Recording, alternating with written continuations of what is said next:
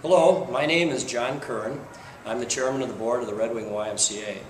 When I started on the board about 6 years ago, we had a very typical board full of well-meaning people who were asked to do very little.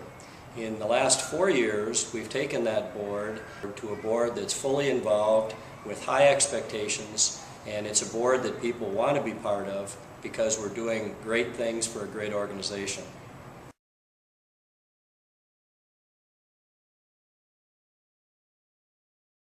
The things that we felt were the highest priority were getting our board engaged in governance, creating an effective fundraising program for annual fundraising as well as capital fundraising, and also bringing our physical plant up to speed.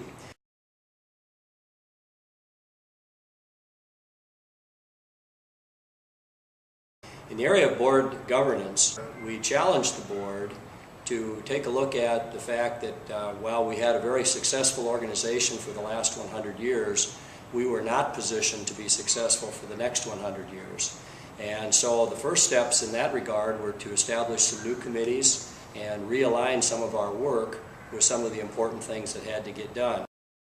And the fundraising program in the past had involved really only 1 or 2 volunteers with a little bit of staff support, a very passive program. We worked to develop a deeper leadership bench, which included the assignment of a staff person which had that particular activity as their responsibility.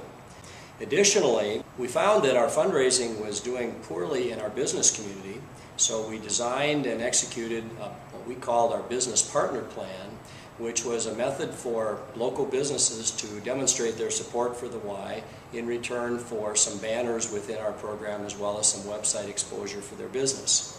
And so that greatly increased our reach into the business community for fundraising and support purposes.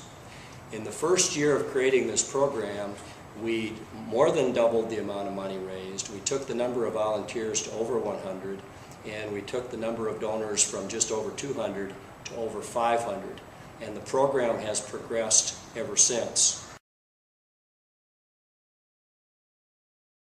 In the area of physical plant, we recruited all the best experts in the community to analyze our facility from top to bottom and created a priority list of the things that needed to be done for our facility to be top-notch.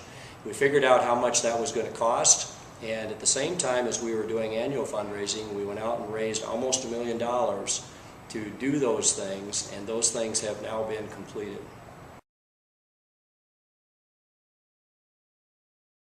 In 2011, we had the building blocks in place to begin our detailed strategic planning process.